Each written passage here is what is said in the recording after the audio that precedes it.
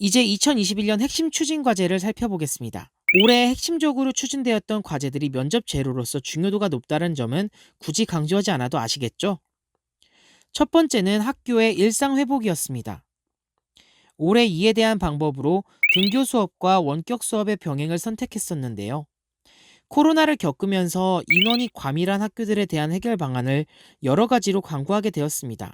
그래서 나온 개념이 학교의 증개축인데, 이때 친환경적으로 학교를 지으면서도 IT 인프라가 갖추어진 그린 스마트 미래 학교를 만든다는 것이 교육부의 큰 방향입니다. 그린 스마트 미래 학교를 만들기 위한 방향을 정했습니다. 코로나19 상황으로 미래 교육 체제로의 전환은 이미 시작되었습니다. 무선 환경이 구축된 학교에서는 원격 수업이 원활하게 이루어지고 학교 안팎 어디서나 접속하여 시공간을 뛰어넘는 수업이 이루어집니다. 그리고 학생들의 학습 상황은 통합 플랫폼으로 연동되어 학부모와 소통하며 개별 학생을 지원하는 교육이 가능해집니다. 미래 사회에는 생태와 기후 환경이 우리와 연결되어 있습니다. 학교는 에너지 사용량을 최소화하며 자체적으로 신재생 에너지를 생성합니다. 생태교육의 장으로서 에너지 사용량을 눈으로 확인한 학생들은 자연스럽게 탄소 중립과 에너지 제로화를 위한 행동을 실천합니다. 모든 공간은 다양한 형태의 배움이 일어나는 유연한 학습 공간이 될 것이며, 공간을 만들고 생활하면서 소통하고 협력하는 역량을 자연스럽게 배우게 됩니다. 무엇보다 학교는 머물고 싶은 행복한 공간이 될 것입니다. 학교는 이제 열린 공간이 될 것입니다. 학교 교육 시설과 지역의 사회, 문화 인프라 시설이 연결되고 개방되어 마을과 소통합니다. 이를 토대로 학교와 지역이 함께하는 교육을 실현할 것입니다. 다음으로 제시된 모듈러 교사란 조립해서 임시로 사용하는 임대형 이동식 교실을 말합니다. 증개축이 진행되는 동안 학교 건물로 사용할 수도 있고, 증개축이 완료되면 해체해서 다른 학교로 이동해서 재활용할 수도 있습니다.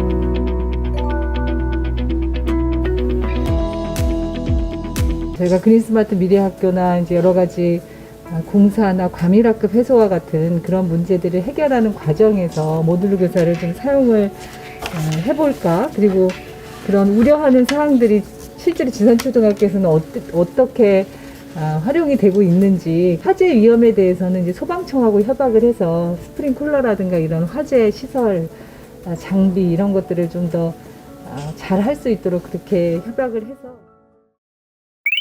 통합구역 조정이란 학교에 배정되는 배우지의 구분을 다르게 하여 일부 과밀학교 학생들을 다른 학교로 배치하는 방안을 의미합니다. 그런데 이 방법은 집과의 거리나 면학 분위기 등에 따라 학교 선호도가 다를 수 있어 갈등의 씨앗이 되는 경우들도 있습니다. 그렇기 때문에 적용 전에는 충분한 논의가 필요한 방안이라고 할 수 있습니다. 군산에 새로 생기는 초등학교의 통합구역 문제로 일부 학부모들의 불만이 커지고 있습니다. 신규 학교의 입학과 전학 대상자를 근처 신축 아파트의 학생들로만 제한해서 기존 아파트의 학생들은 새 학교를 옆에 두고 계속 멀리 있는 학교에 다녀야 할 상황이기 때문입니다. 이정민 기자입니다. 군산의 한 초등학교 건설 현장입니다. 내년 3월 개교를 목표로 막바지 공사가 한창입니다. 모두 42학급 1,100여 명 규모로 지어지고 있습니다. 군산교육지원청은 최근 이 학교에 대한 통합구역 조정안을 공고했습니다. 인근에 새로 들어서거나 들어설 아파트 단지 4곳에 사는 학생들만 내년부터 입학하거나 전학할 수 있다는 내용입니다. 그러자 신축 아파트 단지 주변에 기존 아파트 단지 주민들이 불만을 제기하고 나섰습니다. 새로 만들어지는 학교가 지금 다니는 학교보다 가까운데 다닐 수 없다는 건 이해할 수 없다는 주장입니다. 신축 학교까지의 직선거리는 기존 학교보다 절반가량 짧습니다. 실제 이 학교 학생들이 등교하는 학교까지 차를 타고 이동해 보겠습니다. 차로 이동한 거리는 약 1.8km, 5분 넘는 시간이 걸렸습니다. 구암동이나 아니면 이쪽 조촌동에 다니는 학생들이 가까운 학교를 옆에다 놔두고 먼 거리를 걸어서 가야 한다. 이거는 누가 생각해도 용납이 되지 않는 그 행정이라고 생각이 듭니다. 학교의 일상회복 다음 방법은 학습 안전망을 통한 학습 지원입니다. 원격 교육이 적용되면서 학습 격차가 심해졌다라는 내용은 앞에서 이미 살펴보았죠. 이렇게 기초학력이 미달되는 학생들의 경우 학교 차원에서 맞춤형 학습 지도를 통해 기초학력 부진을 해결하는 두드림 학교나 학습 종합 클리닉 센터를 활용해서 극복할 수 있습니다.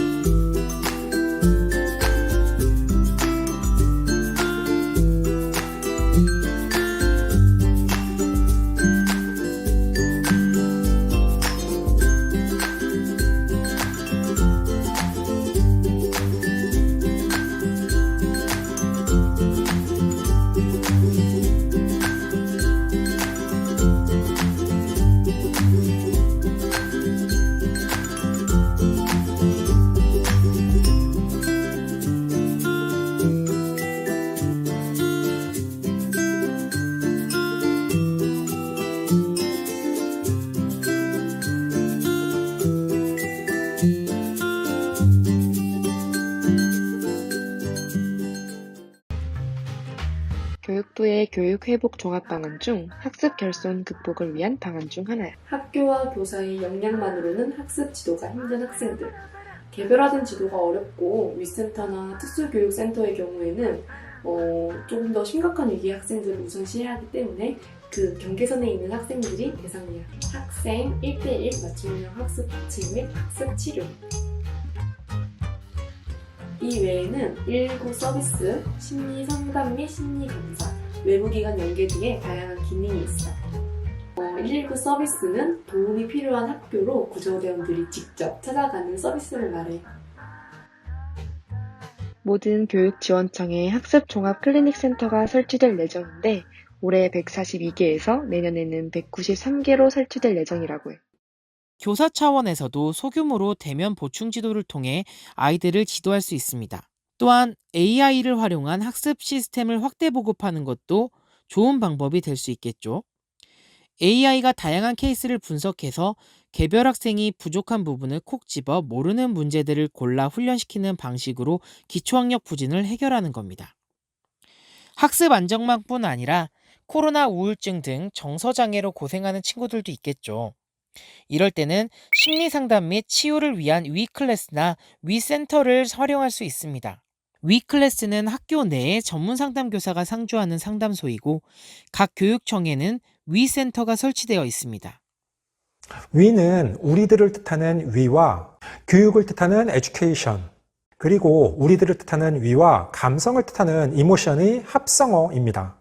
일선 초, 중, 고등학교에는 위 클래스가 있습니다. 위 클래스는 학교 안에 설치된 상담실로 친구 관계나 진로 등 다양한 고민을 상담 선생님과 함께 나눌 수 있는 소통의 공간입니다. 학교 적응 및 심리, 정서적 안정을 위한 개인 상담, 자존감 향상 및 사회성 증진을 위한 집단 상담도 진행합니다. 시도 및 지역교육청에 설치된 위센터는 학교 안에서 해결되지 않는 근본적인 어려움을 해결하고 지역사회 내 유관기관과의 연계를 통해 필요한 서비스를 제공합니다. 위스쿨은 고위기 학생들을 대상으로 각 분야의 전문가와 함께 잃어버린 꿈과 재능을 키워나가는 기숙형 장기 위탁 교육기관입니다. 첫 번째 핵심 추진 과제, 학교 일상 회복 정리해 볼게요. 등교와 원격 수업을 병행하면서 나타난 인원 과밀 문제, 해결책으로 첫 번째 학교의 증개축 혹은 그린스마트 미래학교로의 전환, 두 번째 해결책으로 모듈러 교사, 세 번째 통합구역 조정 살펴봤죠.